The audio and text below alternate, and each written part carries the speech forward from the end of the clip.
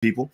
And so that means that if you support your community, if you put your community first, if you believe that Black people need to prioritize, please put a hashtag B1 in the chat. Hashtag B with the number one is our calling card. That means that we put ourselves first. That means we also understand that we are our number one priority, and also that we will be number one in the world one day when it comes to economic strength and intelligence.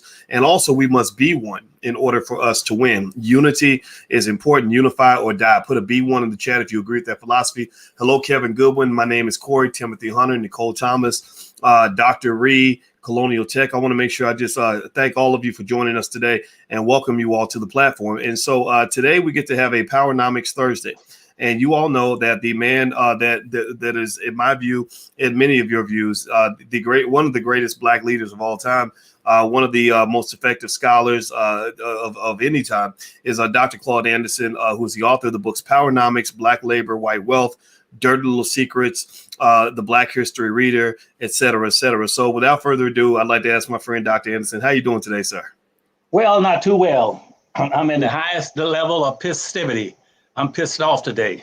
Let me be honest with you. I don't usually use those words in public, but today I'm so pissed off that I cannot fail to express my emotions to you when I first come on this morning.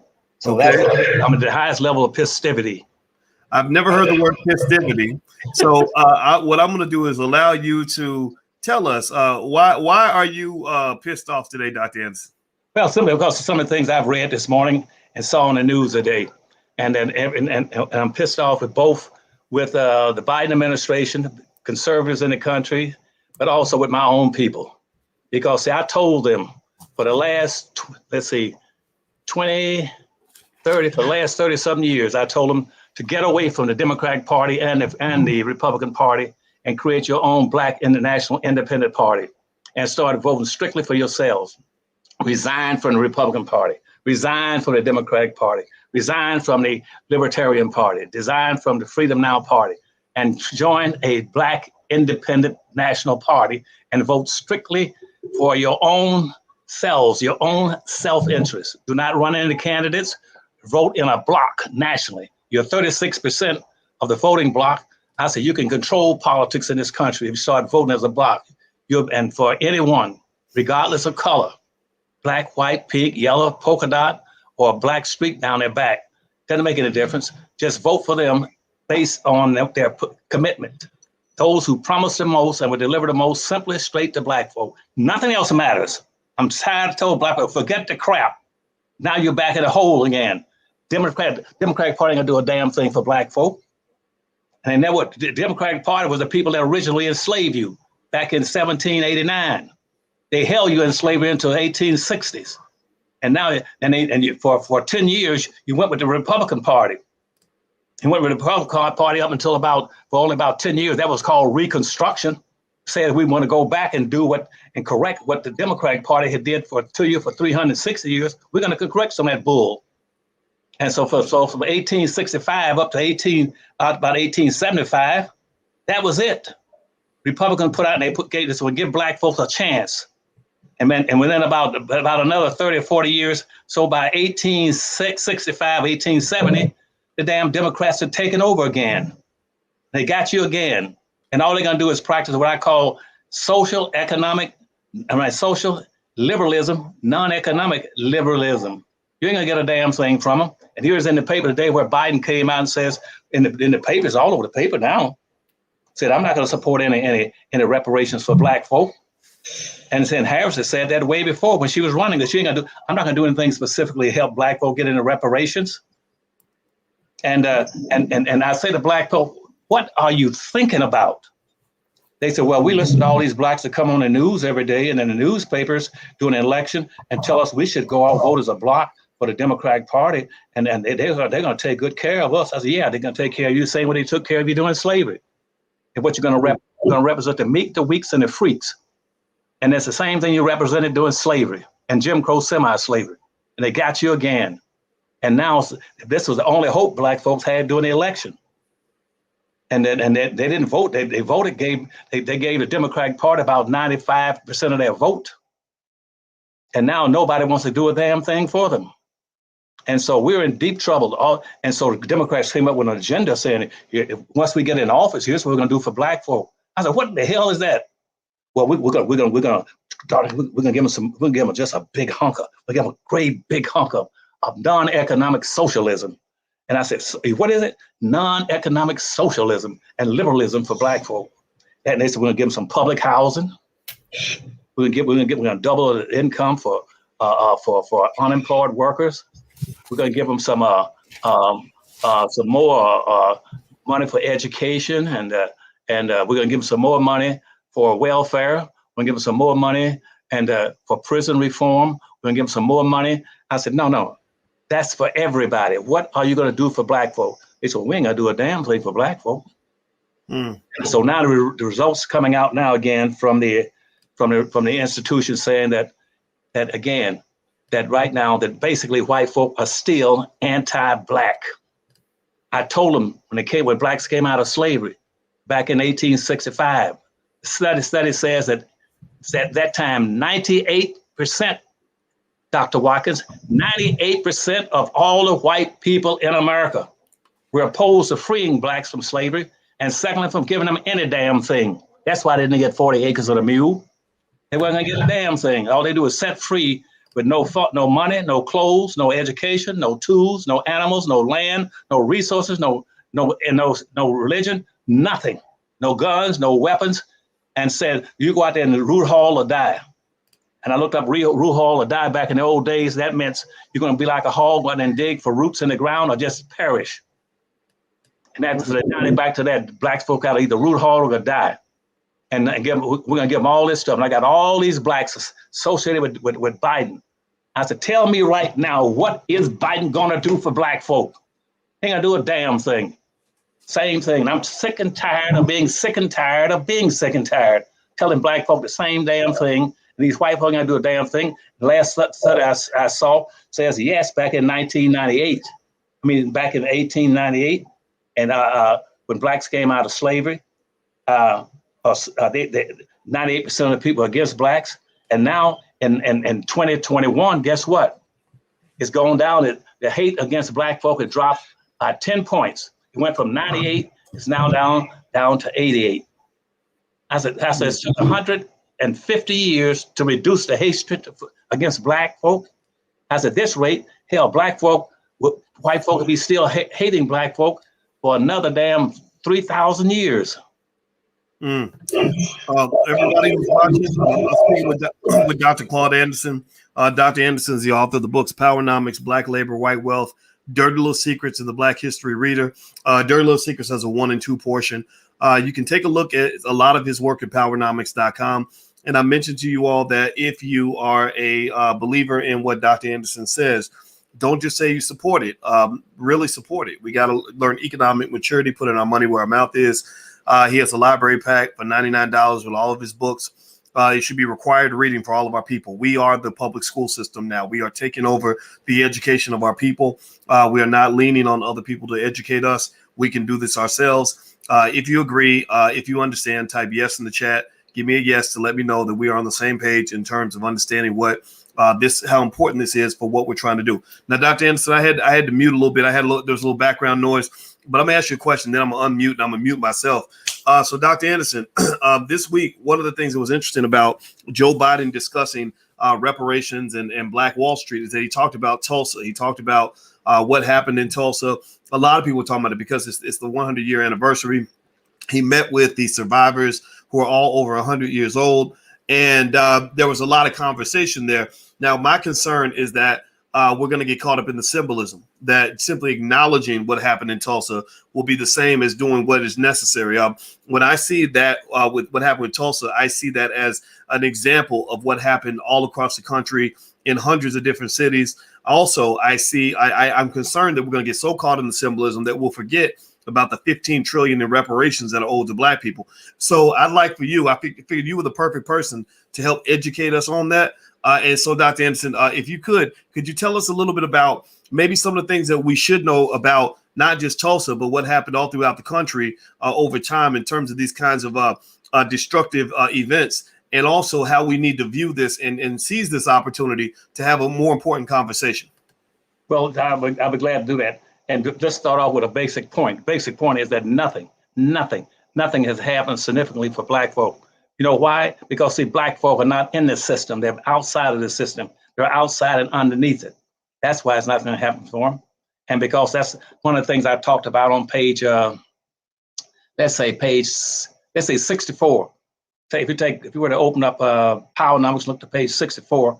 What I talked about on that page, it was that what I call the future would be based on what I call the boundary line. Why? Because you see what you call B.W. Du Bois has talked about that in the 20th century, the issue would be the color line. I said that is over. That's starting in the 21st century. What you're in now is going to be the boundary line. Everything will get confused because nobody's abiding by anything anymore. Everybody, where we used to be where during slavery, blacks were the meeks, the weaks, and the freaks. Now everybody wants to give a pretense that they're equal to Black folk by saying we're also part of the meeks and weaks and the freaks, and we've been misused and abused. Now let's go back to get to your point. So let's go back. You asked about Tulsa. See, first of all, Tulsa was not the original Wall Street. And you got all these Black folks sit up in colleges, and that's the worst people to be asking about anything about right now. Most of them just go read a book. Next, they go out and get in front of a bunch of students to try to show how erudite they are. And most of them know what they're talking about. That's why I just got through seeing on the news. Here's a woman who do like most of them do, particularly the college professors. Any book thing I put in my book, they'll go out and cherry pick it out of there and try to and say, well, I teach for college, so I'm on a manifold that says that I must either publish or perish. And I'm gonna go pick up Dr. Anderson's books, and I'm gonna pick 2 or 3 or 4 lines out of there and write me a book. And so she's got out a book now. I got a book on the Second Amendment. Hell, I've been teaching that now for 30-something damn years, and that's all in my books. And there she's almost word for word talking about that we have to understand the Second Amendment. Anybody had my books already understand that. The next one got up, well, Jim Crow, segregation, that's a second type of slavery. That's re-enslavement. Everybody should have known that by now. So let's go back to my point I want to get to. I know I keep deviating. But you talk about Tulsa. Tulsa was not the original first Wall Street in America. And it was really Tulsa then. It was really Greenwood, right? That adjoins and abuts Wall Street. I mean, Tulsa. The real Wall Street was down in North Carolina. That was down in Durham, North Carolina. See, blacks in Durham, North Carolina was more advanced than any blacks in the country. I mean, any blacks that got more than a 3rd grade education say, well, how would Tulsa jump that far ahead and become so sophisticated economically way out in the damn wilderness, way out in Oklahoma, some damn place, in Kansas and all that? How'd they get so advanced? Because the real Wall Street was in Durham, North Carolina, and that one got wiped out. And they were the ones that had started all the insurance companies, and they had the banking systems down there, and they had their own bus lines and cab companies. And North Carolina was very sophisticated. That's where that came from. And so, but whites have always destroyed anything that would put black folk in a position to be competitive with them. That is the nature of walls. That's the nature of racism. I've told blacks all of my life now, since I was 21 years of age, what racism was. They still want to try to define racism by how white folks define racism. What did whites say? Racism is whether or not you like somebody or you're mean to them. And that's what racism is. That's a lie. Racism is an economic issue. It's a group-based economic issue where groups are competing to own and control resources, wealth, and power. That's what racism is. That came up in 1859 on the eve of the Civil War. And so, and a few blacks have been profiting like Durham, and they said, we're going to get rid of that. We're going to get rid of Tulsa. And they went out and killed about 600 people in Tulsa and burned the whole damn city down. But it was not only the Broad Society, but also the little air aviation out there, almost like a National Guard. They also they dropped the bombs on the houses and burnt down the churches and buildings and everything. They did that there, but that's not the only place. They also burned down Wilmington, North Carolina, where blacks were doing extremely well up in Wilmington, North Carolina. They burned out Wilmington. And then after they got to burn out Wilmington, then they went over and burned out a couple of places in Nashville where black folk had big, broad communities, doing extremely well, and had their own businesses and their own communities.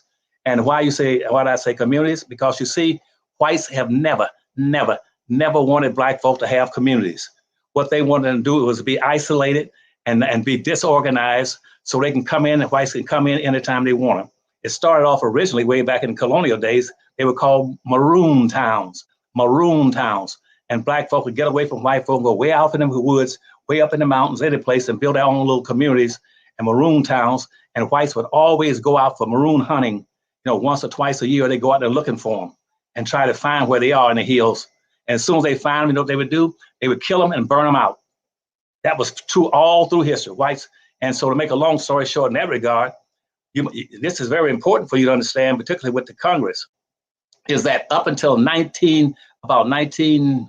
me get the right date for you, until about 1940, up to about 1948, the late 1940s, that out of all the riots in America, of all the burnings and destruction of cities in America, black folk had never burned down a city or a town, never burned down a white neighborhood, never burned down a white community, have never.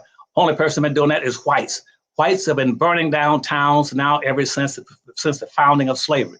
And black folk don't know that. They let every time there's a disorder in a city, they say, all you black folk like to do is just burn down things that whites own. Yes, because that's what you've been doing. They learned it from you.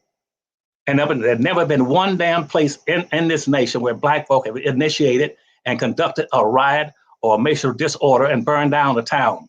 But as I said, I just named a few: Durham, Wilmington, Greenwood, and then in Nashville.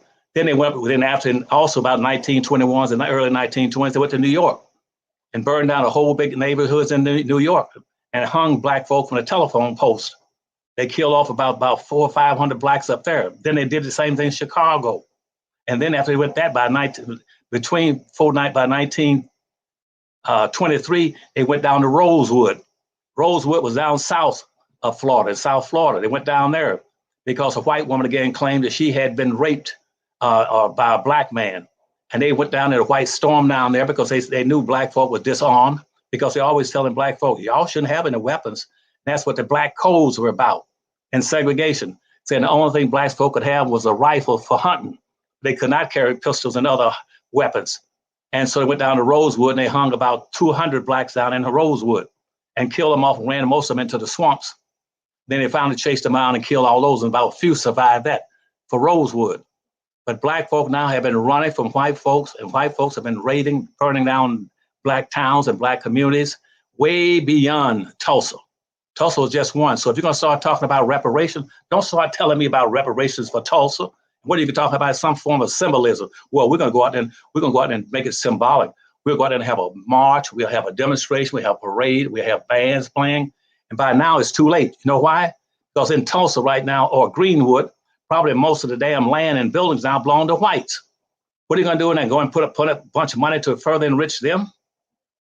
That's ain't going to help black folk. I don't ever see anybody saying this program is strictly and solely for black people to take up for all the wealth and all the pain, all the suffering, or for lack of fact that we gave out over 2 billion acres of free land to European whites who were coming to this country to freeload. They came here specifically to get enrichment. And we gave them 2 billion acres of free land, but we would not give blacks 40 acres and a mule. And so now, but anytime there's a race riot or this disturbance, they burn out something, they'll bring in whites.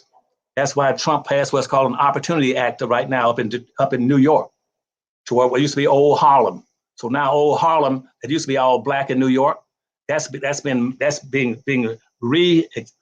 gentrified with Asians, Arabs, and Hispanics, and whites taking it over. Blacks don't own a damn thing more than about 1/2 or 1% in the entire country. And all they go for is symbolism and ceremonies, where somebody always wants them to get out and march and walk. And I'm sick and tired of seeing black folk think that somehow that's being good. That shows that we are kind people, that we are compassionate people, that we are acquiescing people, that we are friendly to other groups coming into the country. Other groups see black folk as being stupid, that you're the only people that won't compete. You don't demand a damn thing. Every time you put people in power or in a position of authorship, you never ask for a damn thing. Now, after being in 2 presidential elections like Carter, where I was a campaign manager, or with or being the campaign advisor up in Maryland for Clinton. Guess what? See, Clinton said after about 2 or 3 years, I'm just surprised. Black folk ain't never demanded anything from me. All they want from me is to hire 1 or 2 persons here and there, and to come to an NAACP luncheon or dinner and buy a few tables, tickets. Blacks don't demand anything. And right now, Biden ain't gonna do a damn thing for them. I told them over and over again, and I'm not making this point anymore because I'm gonna cut that out soon. You had a chance to build a black high-speed rail system right now, going from almost the border of South Carolina all the way across those 4 black cities, towns, or states called the Cotton Belt, going all the way out west. And already right now, Biden has made a commitment to give almost all that infrastructure money to Amtrak. Amtrak can get all that money. That's the old, rich, white family guards gonna get all that money. They're gonna tell black folks, look, they're gonna help you out. They're gonna get some new seating on there so you can sit down in soft seats again. But it's not gonna be owned by you. Ain't a damn thing gonna be owned by you all. So I'm pissed. That's what I'm pissed about, all these things. Black folk don't understand, and what they think other people see as being friendly and kind and generous and compromising and acquiescing. Other groups, Arabs, Asians, Hispanics, they see that as being stupid, that you're stupid people. We can come into your neighborhood anytime we want and put up a business because nobody's going to give you anything. And most of the programs right now that Biden is going to put money into is going to the Hispanics. Hispanics are nothing but whites speaking Spanish. Arabs are, again, or whites practicing Islam and got their own religion and speaking the language. All right. I'm sorry. Go ahead. No. You make a great point. And everybody, I want you to know we're talking to Dr. Claude Anderson. He's the author of the books Powernomics, Black Labor, White Wealth, The Black History Reader, and Dirty Little Secrets. His website is powernomics.com. All of his books are on their website. I encourage you to go there. Also, theblackbusinessschool.com. We have specialists right here on the line that can help you if your goal is to learn how to start a business. You can get started for free. You don't have to come in with anything. Feel free to just talk to somebody on our team, and we can help you. We're educating millions of people all around the world, and we'd love to help you too, because we believe in ownership and we believe in Black ownership. This isn't just about making money. It's about you actually having power. And so do me a favor, if you could, we're building this into a media outlet. We really need your help. We need Black-owned media. So whatever platform you're on, please subscribe. Some of you are watching on Financial Juneteenth TV. That is a financial channel that we own. We would love for you to be a part of that. So if you could hit the subscribe button and or hit the thumbs up button right now, thumbs up, thumbs up, thumbs up, and then put a B1 in the chat after you hit the thumbs up button to let us know we're on the same page. So Dr. Anderson, I'm going to ask you a question now about Biden and this conversation about Black Wall Street. I think a lot of people were surprised that it was addressed. Remember, it took 100 years to get to even this point. You know, he sat down with some of the survivors who, unfortunately, they're over 100 years old. I guess he had to address it because it's the 100-year anniversary. But, you know, the thing is that, when Biden or anybody in the administration is having conversations about Black history or reparations or Black Wall Street, they don't talk to people like you. You know, the community, millions of people in the community know that someone like yourself knows this stuff like the back of his hand. You know where the bodies are buried. You know all the information that people need to have. So in your words, why do you think that they are hesitant to speak to someone like yourself, even though you're right down the street, right in D.C.? They could easily pick up the phone, call you, bring you in for a congressional hearing and hear the whole story. Why do you think they're hesitant to do that? Well, for a simple fact that white folks basically are homicidal and not suicidal. Why would they want to bring me in there? They know I would supply black folk with the history of all the issues and also solutions for how to better improve themselves and the quality of life so they can enrich themselves, enrich their communities, and enrich other black folk. They don't want to do that. The first thing I would say when I see blacks, they talk, well, what we're going to have, let's have a study of whether or not we should have reparations for black folk. Hell, you didn't have studies for all the other people you gave reparations to. That is an insult. Why do black folks sit there and let people insult them and not do a damn thing for them? See, they didn't study all the white folks in the South after the Civil War was over. When they set up the Freedmen Bank for black folk, they put money and resources in there, saying the Freedmen Bank in the 1860s should have been taking care of black folk. But they switched it off, and guess what? And gave all the land that white folk in the South had lost on those plantations. They got all them billions of acres of free land in the South, all through and all across the country and out west. They didn't do a study saying let's have a 7-year study to see whether or not they're entitled to some reparations since they lost the war. No, they gave them back all the darn land. Then turned around and created a law called the Black Codes and all that, saying now we'll even give you back to Black people. We'll reparate you all by not only giving you back all the land that you lost during the Civil War, we'll give you back all the Blacks that you lost during the Civil War. And for Black women and for white women said, well, you know, we can help y'all keep these Blacks in a hold in the late 1900s, about 1918. Said, you know, because right now Black folk are coming back from World War I in Europe. And those Blacks will come back and they're concerned about getting more opportunities and privileges and rights in the economics. And we could help you all if you all give us the right to vote. And so the white man went in and passed Amendment 19 to get white women a right to vote if they didn't own land. But white women have always had the right to vote, but they had to own land, had to have land in their name. And so that's why they passed Amendment 19. Nobody ever tells you that we women want the right to vote. Hell, you always had the right to vote. And the man that owned everything that you were sleeping with and going to bed with, having babies for and cooking for, he owned every damn thing. You co-owned it, co-controlled it, co-influenced it, and inherited 100% of it. And she got reparations. Nobody did a study after World War II. After we had World War II with Europe, with the Germans, and at the end of the war, we gave reparations to call the Marshall Plan across Europe with billions of dollars. Nobody did a study, Dr. Watkins, and now Black folk talking about, well, we got to approve House Bill 40. We approved that in the House of Representatives. We might not be able to get it through the Senate, so we have to take a little while and slow it down and try to figure out how we can get it through. And this is now House Bill 40. That's an insult and a shame, even me talking about it. Setting up a study of seven member, 3 representatives from the House, 3 from the Senate, and 1 from the damn White House to study whether or not Blacks should get reparations. That is an insult. I see Blacks all over the country, including some of the Blacks in Congress, saying we should support House Bill 40, and so that we can get some reparations. But they're going to study it for about 7 or 8 years. Now, I got 6 damn college degrees, okay, in social economics, and I worked and earned those stuff. I've been studying economics and Black racial issues for 40 or 50 years. Nobody asked me to do a damn study. So why in the world they got to study reparations for Black folk? And then they also, in World War II, here comes the Japanese. They bombed Japanese and dropped the damn atomic bombs on 2 or 3 cities. And guess what? They say, we're going to give reparations to Japanese. Nobody said, but we don't need to do a study because we just bombed the hell out of them. And so they gave them, it was called the Point 4 program, gave Japan like $6 billion to repair Japan. And then nobody did a study. Nobody had to study that. And they gave reparations also to Cubans after they took over Cuba and Puerto Rico. Nobody studied that. Everybody's gotten reparations except Black people.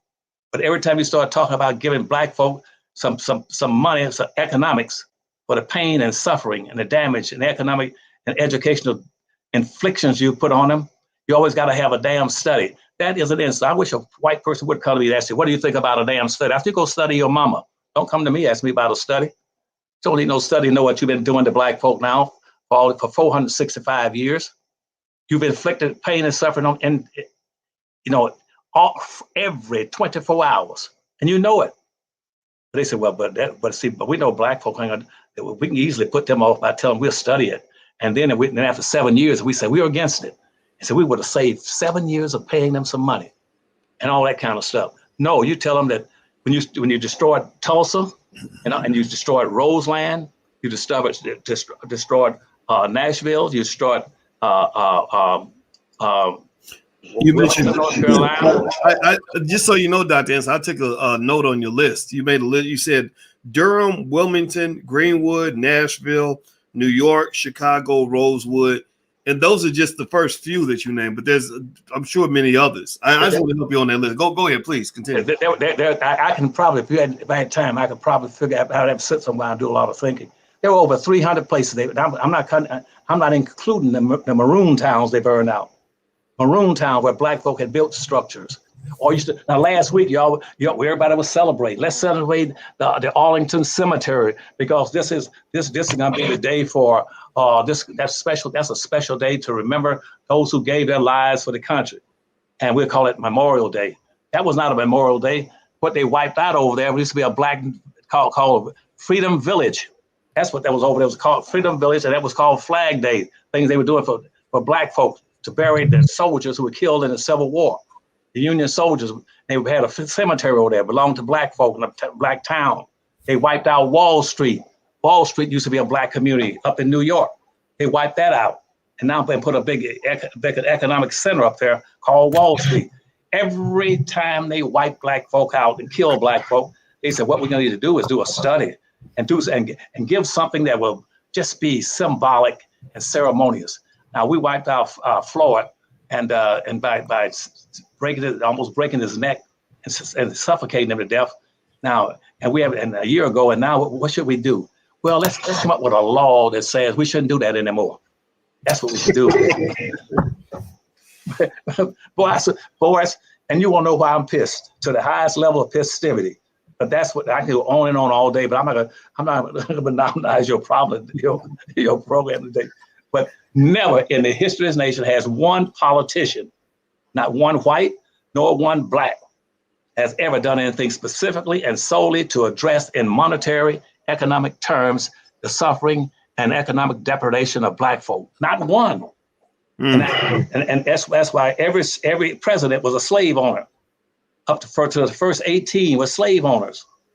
And they keep talking, well, we're gonna get some economic justice. Quit talking about justice. You can't get into justice in the United States. When you got 8 whites sitting on the United States Supreme Court, and the 9th white is a black man, a white man pretending to be white sitting on the Supreme Court. How are you gonna get economic justice when almost 99% of all the federal judges were racist?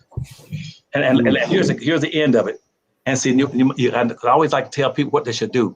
If you're going to understand all this stuff, whether you're talking about Tulsa or all these other places, you have to understand the whole nature of the Federalist Society and the Federalist papers that were passed at the same identical time that the Constitution.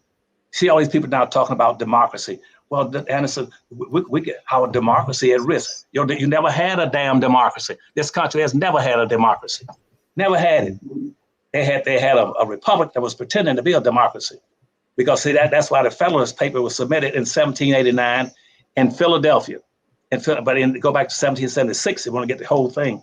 Go back to 1776 when they came together to try to develop a constitution.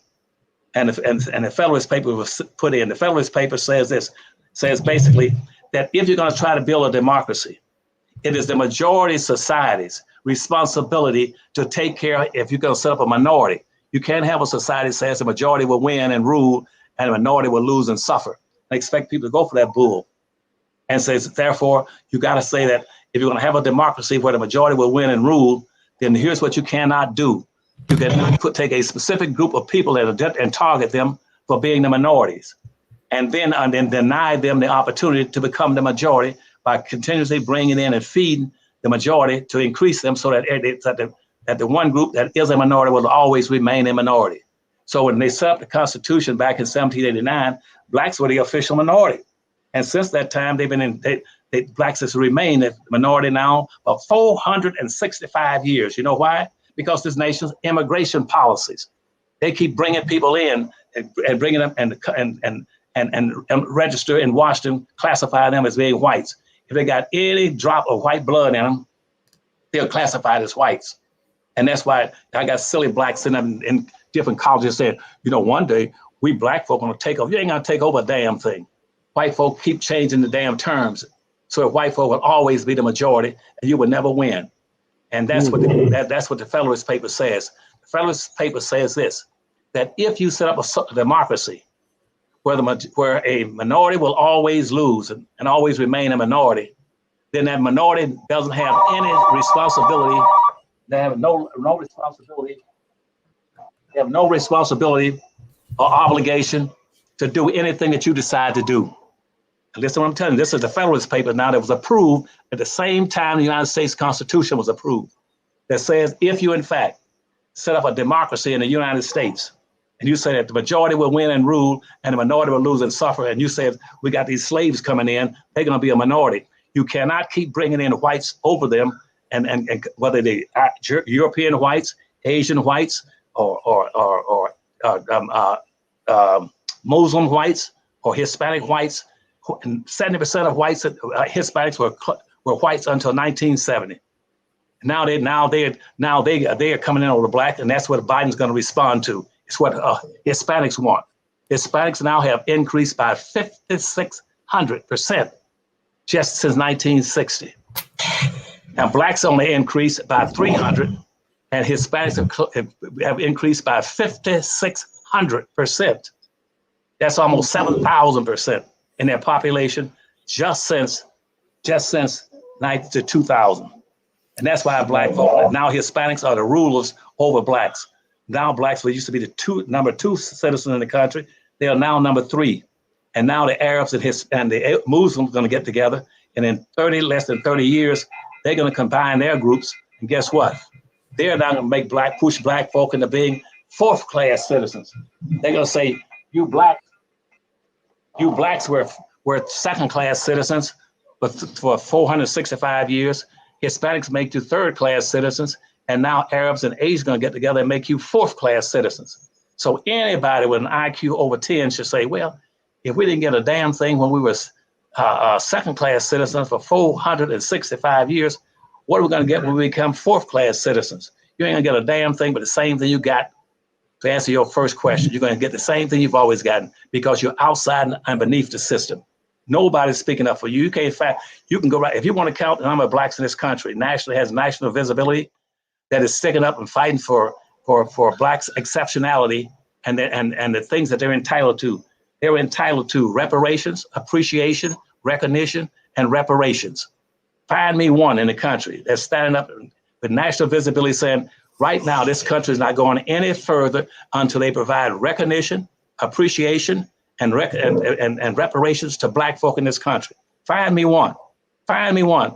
And if you try to raise your fingers, I bet you'll be lucky to get one finger on your hand. If you get 2, you can put all those in a cab. Well, everybody, if you're listening, if you just got here, I'm speaking with Dr. Claude Anderson. Dr. Anderson is the author of the books Powernomics, Black Labor, White Wealth, The Black History Reader, and Dirty Little Secrets 1 and 2. His website, where all his books can be found, which are required reading for our community. This is required reading. This is something that all of our children must be aware of. You can go take a look, go to powernomics.com. All of the content is there. Again, we are the new educational system. Maybe you call me the superintendent. Maybe we could be the president and vice president of B1 America, whatever y'all want to call it, however we want to play it.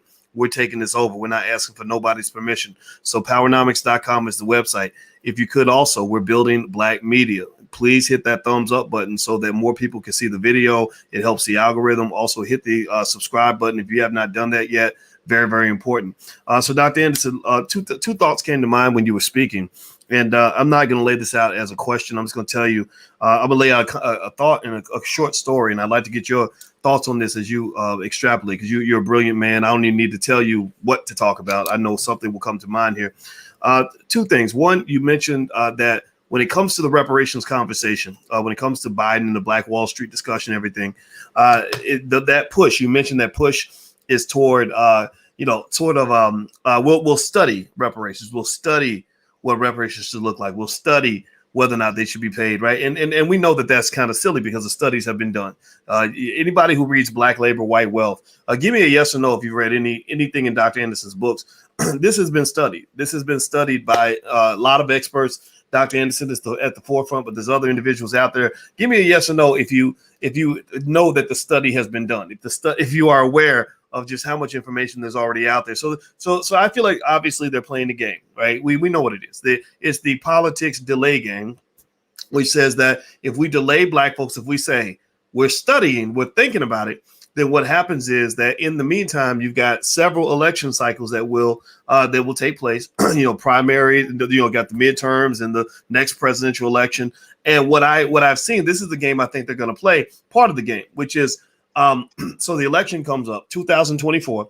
So they're trying to scare everybody into voting for, whatever Democrat they put in front of us by telling us that the Republican candidate is the devil and we're all going to die if he gets elected. That's the game. But then when you say, well, you haven't paid reparations yet, you haven't moved forward on that, they're going to say, well, we can't continue the study if you don't elect us, right? So we need to be elected for us to. So if you don't let us get elected, then there will be no study. I mean, you think the Republicans are going to do a better job, right? That's the game that I tend to see, and I'd love to get your thoughts on that. And then another little thought that I wanted to share with you is this: when I think about Black folks in America, and you talked about Black people being hated, just how hated we've been for so many hundreds of years, and how we're still hated to this day, hated so much that the politicians, Kamala Harris even said she was not going to do anything specifically for Black folks. She said that clearly. She made that statement. She actually, in case y'all want to know, we're not extrapolating. We're not interpreting her words. She said this. She said, it's not like I'm going to do, I don't know if you guys remember that, but she said, it's not like I'm going to sit here and just do something specifically for Black folks. So, you know what it makes me think about, Dr. Anderson? It makes me think about when I was a kid, my biological father was not in my life. He passed. I didn't know the man very well. I had a stepfather, and I was adopted into another family. And this family, while most of the people in the family were very nice people, there were some people in the family where, in hindsight, I realized that they just knew that I wasn't quite one of them. I had darker skin. They had lighter skin. My mama was this single mama. A lot of men, you got a lot of weak men out here that think that a woman who's a single mother isn't even worthy of love, that her and her kids should just be thrown in the trash. I don't agree with that, because I was one of those kids. And so here it is. I come in this little nappy headed boy, don't nobody know me. But here's the thing. So some of them, not all of them, but some of them were looking at him like he's not one of us. And so I would get treated a little bit different. All the other kids that, would get a certain kind of meal for lunch, and I would get something different, or maybe they get invited over to a party. I wouldn't get invited. Now, in my mind, mind you, follow me on this analogy, everybody, if you get what I'm saying. Now, this is not a sad story, but it's just an example to help you understand the role of Black people in this country. So in my mind, I didn't know the difference. I thought I was one of the cousins. I thought I was in the family. I didn't even know that my father was not my real father till I was 10. So I'm 6 years old, and I'm thinking that the reason that they gave everybody else a sandwich and not me is because they forgot to give me a sandwich. Or I'm thinking that, hey, y'all forgot to invite me to the party.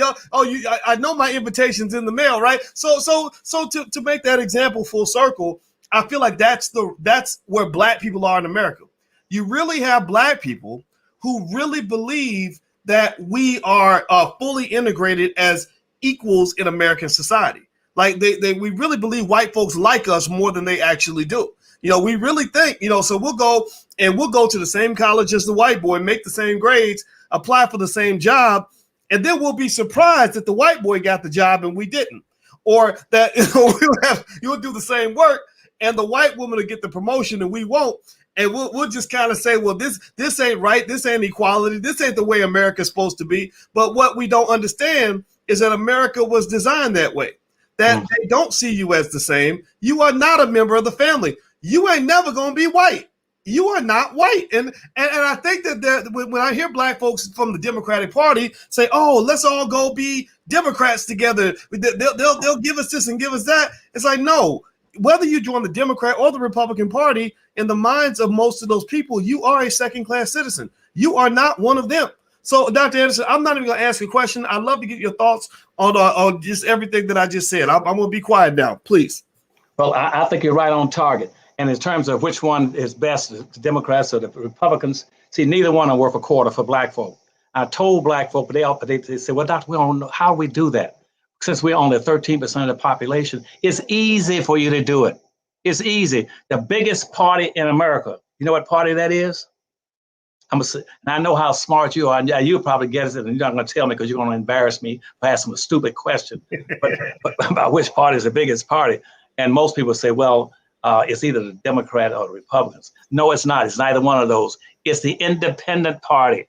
Right now, we got about 165 million people in the United States that don't vote for either one of the parties. They don't give a damn about either one of them. That's the biggest party. And what I was saying to Black folk, yes, you might be 13% of the population, but in my planning as campaign manager for presidents, for governors, for attorney generals, for mayors, for state representatives. I run campaigns for all of them. And the party I'll go after is the independent party. I can beat any party with it.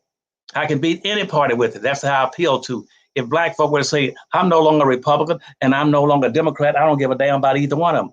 I'm going to create a black independent party and put all my blacks, I'll put 46 million blacks into one party and vote as a solid block. And I'll tell whites all over the country, we're not running any candidates, but we'll be willing to vote for and support whoever promises the most and delivers the most to black people. And I said, that, and I'll give you a solid block. When that gets out there, along with that group that's got about 165 million right now who don't belong to any party, I put that together. You know what I got?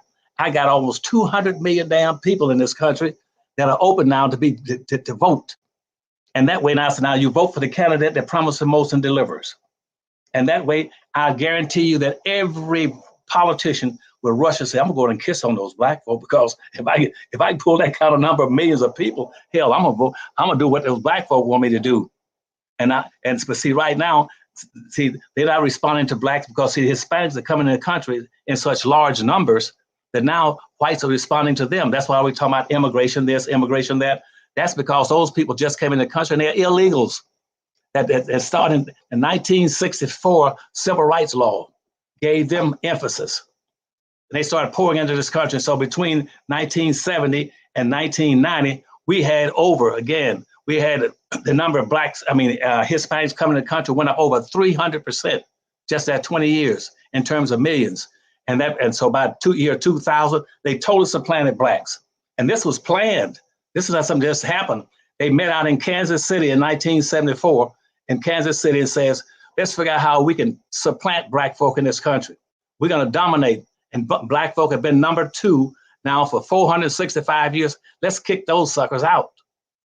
And we can kick them out not by what black folk always singing and dancing about. We shall overcome someday. Okay, we sing that damn silly song for almost 200 damn years. And say, okay, fine. And so they said, we're going to overcome by overcoming.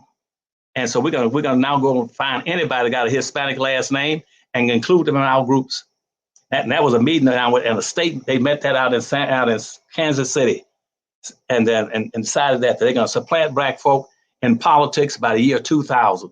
And they hit it right on the head. I put all this stuff in my books, tell black folk. So now they are number 2. And they said, and the black folk will not get anything until after we've gotten everything we wanted. And that way, when we don't need anything else, that we'll get the drippings, what's left over on the plate to black folk. But they never tell you that Hispanics were the number 2 or number 3 group of people on the earth that had started slaving black folk. Why would you be responding to slaveholders that were number 3? See, the first ones again, what came out of were Portuguese, and then the Italians, and then Hispanics. Why are black folk now falling subject to Hispanics who started out enslaving them after the damn Portuguese and Italians way back, and hundreds of years ago, and now they've supplanted black folk, and now they over you, and so everything. Go look around. That's why Obama's in office. 47 to 48% of all the new hires he gave, and when he was in office, he gave them to Hispanics. Hispanics now are getting jobs that you fought for 300 or 400 years to get and couldn't get. Hispanics don't have to come in and march to get jobs. Hispanics and Arabs don't have to come in and march to get jobs. Nobody has to march to get a job but black folk. We marched for years and centuries and took ass whippings just to get a job in the post office or someplace. These people come in and get jobs above black folk. Go look at the media every day. Watch the TV and watch how many Arabs and Asian Hispanics now are announcers on TV, are hooked into the big programs that black folk never could get into and just began to get a few now. Because you see that what they're saying is that partisanship does not matter. That's why when Biden won his last election, 45% of all the Hispanics in the United States voted against Biden. 45% of them voted against him about 4 or 5 months ago, but he got almost 100% of the damn black votes. So why are they paying attention to the Hispanics and ignoring black folk when black folk gave him the votes? They gave Obama 98% twice, and he paid attention to the Hispanics. And what they're doing is telling you this. Here's the lesson. Wealth and power follows the numbers. If you want to win, then what you do, you start building your own black communities and tell your people, start coming back home, building your own economies in your own communities, and vote and spend your money with your own people. Spend 98 to 100% of all your money in with your own black businesses, and keep your money in your own communities, and quit putting it outside your community. Then you get some power and wealth.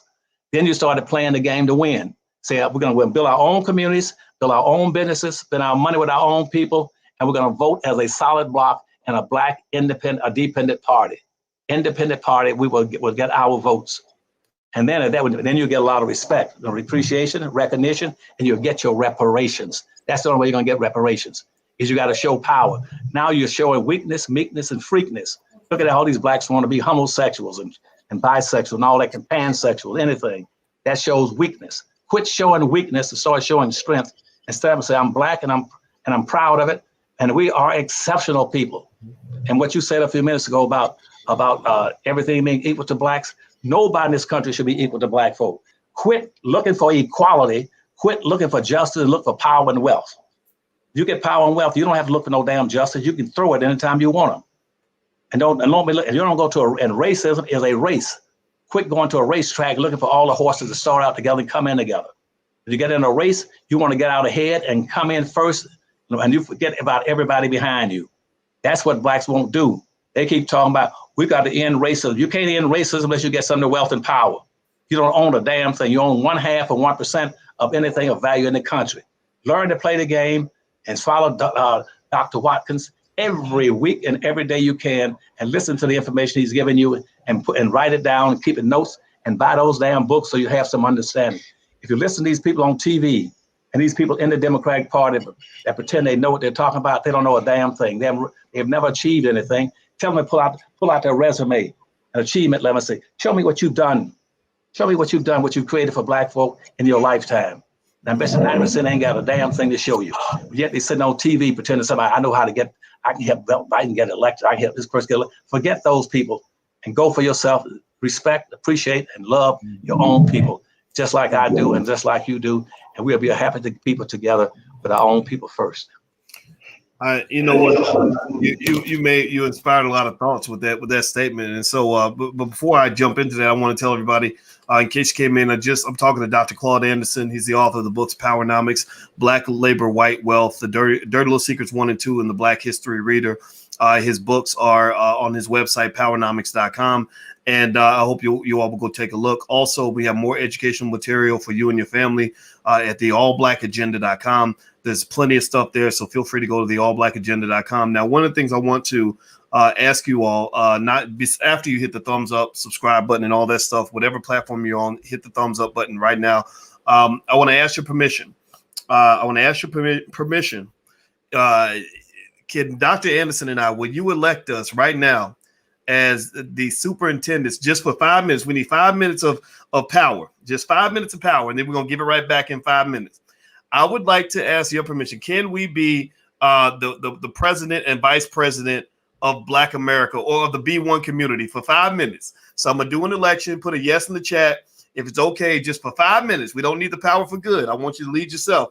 But for 5 minutes, would you elect Dr. Anderson and I, he's the president, I'd be the vice president, to be the leadership? We want to be the Biden and the Kamala, except I'm not a Kamala, of the B1 community. Give me a yes in the chat. Okay, good. All right, so I got my votes. Thank you, Patricia. Thank you, Tracy. Thank you, Remy. All right, so here's what I want to do with this newfound power, Dr. Anderson. We got 5 minutes of power. I'm going to lay out something I believe as an agenda, as a policy item that if it's implemented in every Black family in America, this will allow us to regain our power, to make Black people great again, to use that other term that people have used, and to also allow us to move forward as a community, no matter what anybody does to us. It comes down to what we call the Black Core of 3, which is we believe that Black folks should educate our own children, create our own jobs, and support our own businesses. And to your point, and the reason I say that, because if you're educating your own kids, you teach them their values. A lot of the educational system isn't just about teaching math and reading and writing. It tells you what's important. Like I noticed, for example, has anybody else noticed how we got millions of kids in our own community who can't read and write when they graduate, but they know everything about pronouns and LGBT and all this other stuff. They know everything about the Rainbow Coalition, but they don't know nothing. They don't know the basic things they need in order to be adequate members of the Black community in terms of making a contribution.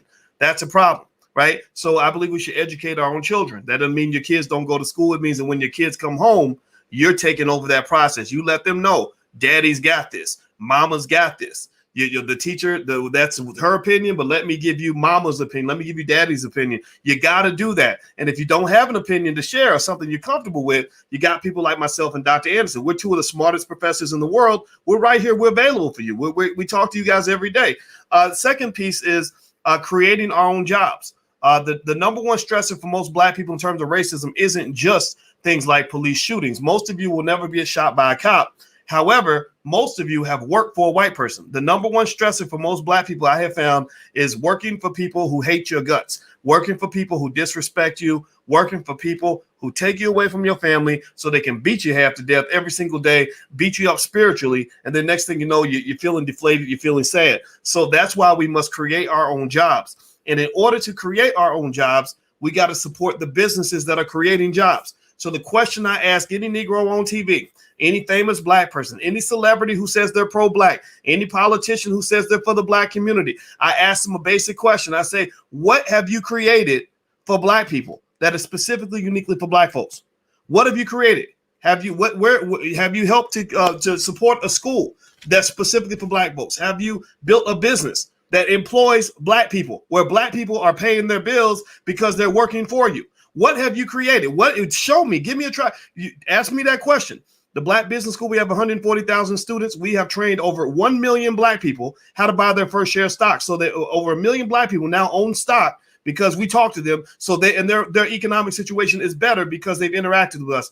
Also, we have employed dozens of Black people over the last several years. I don't talk about it much, but we have employed a lot of Black folks, helped a lot of Black folks pay their bills. So again, I'm not putting myself on any sort of pedestal. What I'm doing is helping lay a blueprint for you and your children so that you can understand the difference between real progress and a bunch of yapping. A lot of people, Dr. Anderson can attest to this. There's a lot of folks that yap, I'm pro-Black, all Black lives matter, black, blah, blah, blah. But what are you doing? What are you building? What have you done to help solve the problem other than yap about it? So I don't want to be a yapper. I want to be a builder. So everybody type the word builder in the chat if you get what I'm saying. So Dr. Anderson, you've got some time as well for your power. I've expressed what my mandate is going to be. Educate your own children, create your own jobs, support Black businesses. What say you, Dr. Anderson? What would you do with your newfound power? We got we'll take another 5 minutes for you to share your vision in terms of what folks should do to make our community stronger in the next generation. What do you think, Dr. Anderson? I think you're right on the mark. And the first thing I tell them to do is start buying those books and reading them, understand them. That's the first point. The second point is to understand that right now, that in this country, that Blacks are being undereducated because of the integration process. And that what I would say is that we have to reverse that process and start building our own Black communities and building magnet schools inside of every Black community. I would want at least 2 to 3 magnet schools in every Black community. That's all I want. And in those magnet schools, Dr. Watkins, is that I would put the best teachers, the best materials, the best educational devices in those schools, and that would attract the best Black kids first and foremost. And I'll make sure the education is so intense and so well thought out and conducted that white kids will be begging not to go to white schools. They'll be begging to try to come over to Black schools and get in. I want them to be begging to get into Black schools, okay? And I want those Black kids to be right on top. Those are the 3 major points. Do that and create magnet schools in every Black community. Once you build those communities, and quit busing your kids. Stop busing your kids out of your neighborhoods into white schools so they can learn white values. And white values right now are detrimental to Black folk. We're in a culture war now. And a culture war is based on values. White values are not the same as Black values. And I will start teaching Black values. Our values are based on not Black folk being meek, weak, and freaks, but being very strong people. Because you see, Black folk are not using what they should be using. White folks are right, and we're intellectually norming pretty soon. Where they're going to start trying to figure out how to again, go back to what was going on at the turn of the century, 19th century, trying to show that black folk are cognitively lower in execution and execution of learning skills than whites are. And they're going to try to figure out how can we put all these blacks in a school that's marginally and put the best white kids in their own schools. We're going to reverse that. Because here's how white folks marginalize and normalize black folk by saying there's only three forms of education. There's what they call auditory, visual, and tactical. And so what I want black folk to understand is that there are more than three forms of intelligence. And that's what whites keep using on black kids. That's why these black kids come up short on these examinations. So we got something like about 96 to 98 different forms of intelligence, Dr. Watkins. That's what nobody ever talks to you about. And see, black folk if you start plotting cognitive, excuse me, let me try to say it another way. Try to plot cognitive style, learning styles of black kids. You'll find out that black kids have about 97 different forms of intelligence that white kids don't excel in, that only black kids excel in. You'll find that black kids right now have a genetic capability that far exceeds white folk in physical abilities and also in musical abilities. These things are various forms of intelligence. If I was running a school, I'll make sure to be plotting cognitive styles in those schools to teach those black kids. So that black kid might not be able to read and write at 5 or 6 years of age, but he will learn how to, you can get through to him by plotting his cognitive styles of learning. And we'll find kids like Stevie Wonder. Stevie Wonder might not be able to read that well from in Detroit, Michigan, but he can play about 6 or 7 different instruments. He can write music. We find out kids right now that can't read and write, but they can shoot a basket 150 feet and hit the basket almost every time. Those are genetic. Those are forms of intelligence. We got all kinds of forms of intelligence that are not being used to determine the IQ potentials of black children. I can go find kids right now, even in the jungles of Africa, that can't read and write, don't know one language, but they can sit there and take a knife and carve some beautiful statues. They can carve statues and paint without an IQ, being based on auditory, linguistic, or visual. And they do it by the genetic inheritance that they have. All those things, to answer your question, would be put into magnet schools. And I want 3 or 4 magnet schools in every black community. But I first want to have a community. I want that community based around economics. And I want it to be based on economic power. And I want the police department. I want all the police people to come out of the black community, just like they in Chinatown. When all the police came out of Chinatown, but Chinese, they don't bring anymore. We don't want any non-Chinese policemen in Chinatown. I want black folk to get their own, to take the gangs in black neighborhoods, take the gangs and help them get into businesses, put gangs in the businesses in the black neighborhoods, but where you start businesses for them, where they use those skills they have.